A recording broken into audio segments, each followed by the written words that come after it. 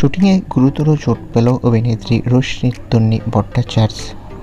এই মুহূর্তে তাকে আমরা মৌয়ের ভূমিকায় চিরসখা সিরিয়ালে দেখতে পাচ্ছি।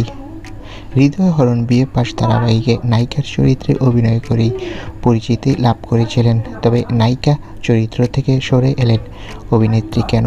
এ নিয়ে একসময় একটা সাক্ষাৎকারে অভিনেত্রী আসল সত্যি ফাঁস করেন।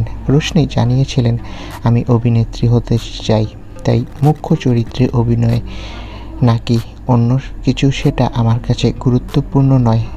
তাই খুব ভেবেচিন্তেই সিদ্ধান্ত নিয়েছি, ভালো চরিত্রটাই আমার কাছে লক্ষ্য, বাকি কিছু নয়।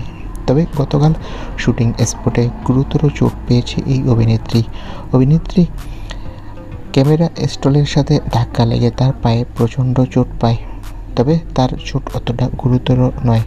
ডক্টর জানিয়েছে 2-3 দিন বিশ্রাম নিলে অভিনেত্রী পুরোপুরি সুস্থ হয়ে যাবে, আবারও অভিনয়ে ফিরতে পারবে। তো বন্ধুরা, তোমাদের কার প্রিয় অভিনেত্রী রোশনি তন্বী ভট্টাচার্য? তোমাদের কার তার অভিনয় ভালো লাগে?